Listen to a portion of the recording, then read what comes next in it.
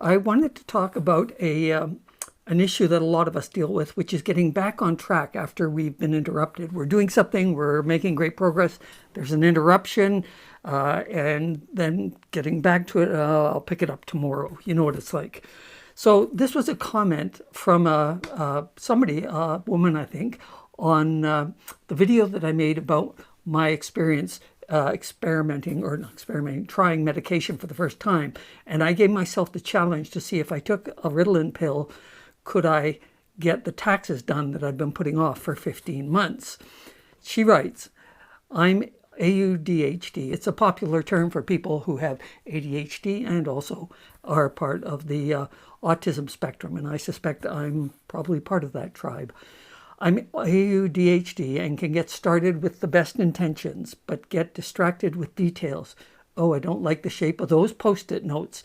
And if I pause to take a break, it's like I've broken a magic spell and I have huge issues getting back on track. Oh, doesn't that sound familiar? Hyperfocus is tricky to get into and is painful to get out of. Anyway, this person continued, when you shared your story of doing your taxes, then taking a break for lunch, then continuing, that story was a miracle.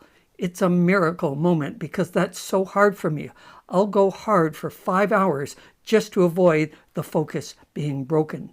Yeah, you know it's a challenge to come back and continue with something once you've stopped. And I have that challenge when I'm breaking for lunch, when I'm writing.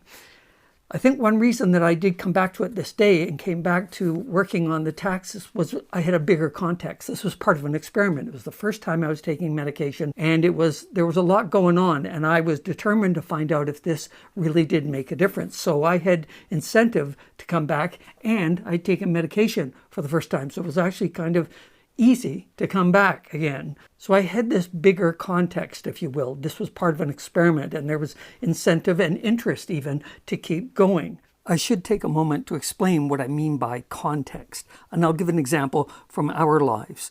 When my wife and I made ADD and Loving It, we did it in the context of ending suffering for kids, for adults, for families who were living with undiagnosed ADHD.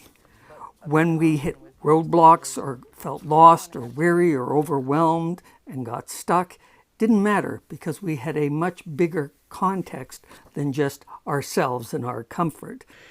Having a bigger context for anything is decisive if you can find a bigger context. You know, would you be motivated to go and dig a 5-foot deep hole if there's some potatoes at the bottom? 12 potatoes?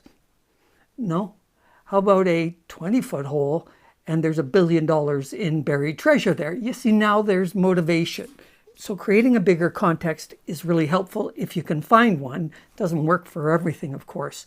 I'll also talk in the next video about a challenge when you do take a break because you kind of hit a wall. For me, it would be writing something and then, or I've got to now stop and look up statistics and I'll go take a break. And I do take a break, and I don't come back to what I was doing. Or if I do, it's 3 hours later.